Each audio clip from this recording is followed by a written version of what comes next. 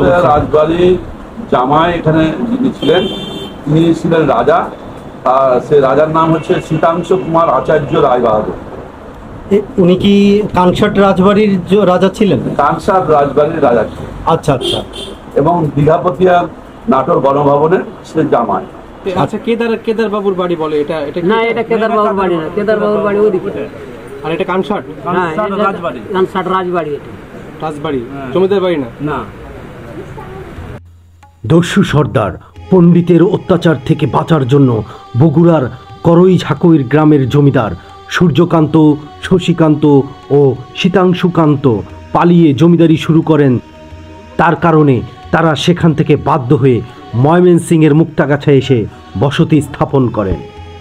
পরে আবার চাঁপাইনবাবগঞ্জের কানসাট নামক গ্রামে এসে বসতি গড়ে তোলে। আসসালামু আলাইকুম প্রিয় ভিউয়ার, সবাই কেমন আছেন?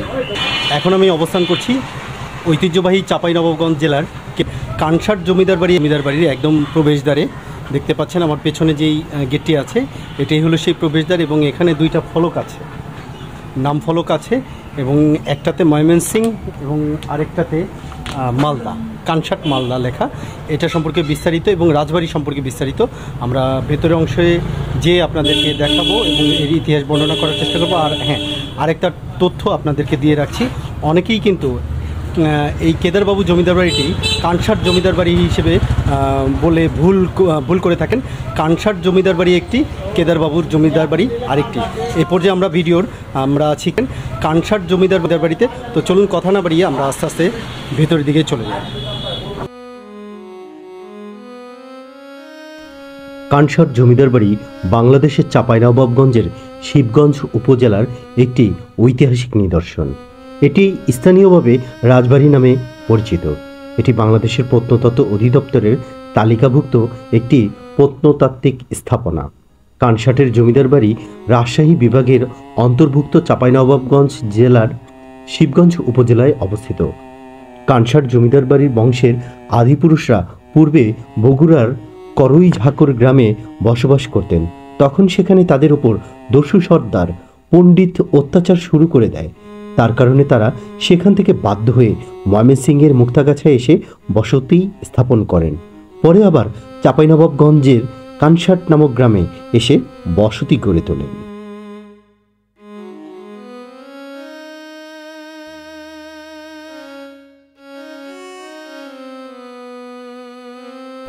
ভাঙাগড়ার এই পৃথিবীতে কত কিছু নতুনত্ব নিয়ে জন্মায়, কত কিছু হারিয়ে যায়। কানসাট জমিদার বাড়ির আমরা প্রবেশপথে ঢোকার পথেই এক ভাই বলল যে এখানে একটা হাওয়াখানা আছে। তো আমরা সেই হাওয়াখানাটা দেখতে আসলাম এবং দেখতে পেলাম এখন স্থাপনাটি টিকে আছে। আর এই হাওয়াখানাটা খুব সম্ভবত অবশ্যই আশেপাশে আরও খোলামেলা ছিল রাজার সময়, এবং পাশে পুকুর ছিল যেটা এখন সরকারি কাজে ব্যবহৃত হচ্ছে। এই অবস্থায় আছে হাওয়াখানাটি, মানুষ বসবাস করছে আশেপাশে। এই হলো এখানকার অবস্থান। চলুন আমরা রাজবাড়ির ভেতর অংশে যাই এবং সেখানকার তথ্য আপনাদের সামনে তুলে ধরি। কানসাটের জমিদাররা কবে তারা জমিদারি চালু করেন তা জানা যায়নি। এই জমিদার বংশের মূল প্রতিষ্ঠাতা হলেন সূর্যকান্ত, শশীকান্ত ও শীতাংশুকান্ত। এই জমিদাররা ছিলেন মুসলিম বিদ্বেষী। জমিদারদের মধ্যে মুসলিম বিদ্বেষী হিসেবে তাদের পরিচিতিটা বেশি ছিল। তারা 1940 সালে মুসলিমদের উচ্ছেদ করার কাজে লিপ্ত হয়, যার পরিপ্রেক্ষিতে পরে হিন্দু মুসলিম দাঙ্গা শুরু হয়।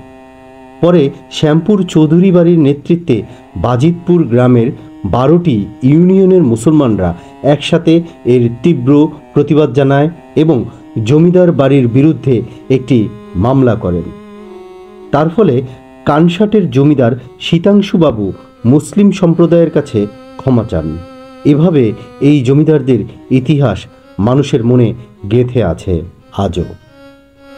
পরে দেশভাগের পর জমিদারি প্রথা বিলুপ্ত হলে এই জমিদার বাড়ির জমিদারদের পতন শুরু হয়। বর্তমান সময়ে জমিদার বাড়িটি অযত্ন অবহেলার কারণে ধ্বংসের দ্বারপ্রান্তে দাঁড়িয়ে আছে। আর জমিদার বাড়িটি গাছপালা ও লতা পাতায় জড়িয়ে রয়েছে।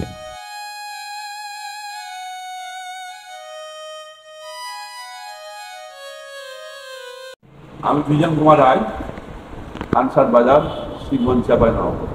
আচ্ছা, ওই যে নাটোর দীঘাপতিয়া রাজবাড়ির একটা সম্পর্কের কথা বলছেন। রাজবাড়ি জামাই এখানে যিনি ছিলেন তিনি ছিলেন রাজা। সে রাজার নাম হচ্ছে শীতাংশু কুমার আচার্য রায়বাহাদুর। উনি কি কানসাট রাজবাড়ির রাজা ছিলেন? কানসাট রাজবাড়ির রাজা ছিলেন। আচ্ছা আচ্ছা। এবং দীঘাপতিয়া নাটোর গণভবনের সে জামাই। আচ্ছা আচ্ছা। এখন তিনি থাকছেন কোথায়? এখন সে ভারতে অবস্থান করছে, আমরা সঠিক জানি না। আচ্ছা আচ্ছা আচ্ছা। তার পরিবারের কেউ ওইভাবে না, তার পরিবার সম্পর্কে আমরা জানি না। আচ্ছা আচ্ছা।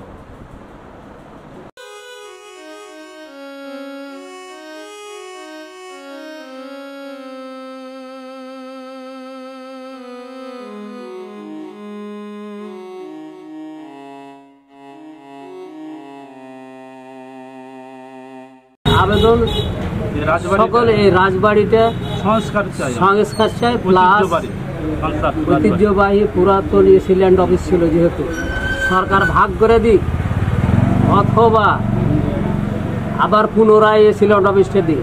এসিল্যান্ড অফিস যদি এখান থেকে না চলে যেত তাহলে এই অবস্থাটা ঘটতো না, সৌন্দর্য হয়ে থাকতো। আচ্ছা, কেদার বাবুর বাড়ি বলে এটা না, এটা কেদার বাবুর বাড়ি না, কেদার বাবুর বাড়ি ওইদিকে।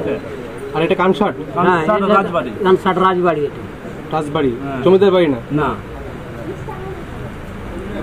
সে আমলে মানে শাসন করতে এলাকা ভিত্তিক, তখন তো রাজা ছিল, এলাকা ভিত্তিক। তার মানে এটা কানসাট রাজবাড়ি? জি, কানসাট রাজা।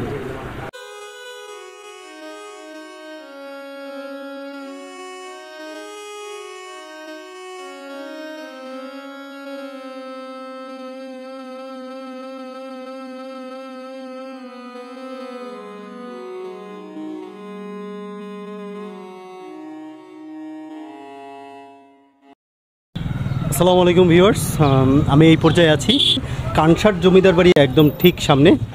দেখতে পাচ্ছেন দোতলায় ওঠার যে সিঁড়িটা ছিল, সিঁড়িটা কিছুটা অংশ আছে, কিন্তু কিছুটা অংশ নিচের যে অংশটা সেটা ভেঙে গেছে, তাই দোতলায় ওঠা যাচ্ছে না। আর এখানে ভিতরে ঢোকার গেট আছে, কিন্তু খুবই খারাপ অবস্থা, ময়লার স্তূপ দিয়ে ভরা, একদম অযত্ন অবহেলায় ধ্বংস হয়ে যাচ্ছে কানসাট জমিদার বাড়িটি। খুবই খারাপ অবস্থা, কি বলবো, দেখার কেউ নেই, যার বাপ নেই তার দেখার কেউ নেই, তার অযত্ন অবহেলা হবেই, এটাই স্বাভাবিক। কালের পরিক্রমায় হারিয়ে যাচ্ছে এই কানসাট জমিদার বাড়ি ইতিহাস। যতটুকু সম্ভব হয়েছে আমরা তুলে ধরার চেষ্টা করেছি আপনাদের সামনে।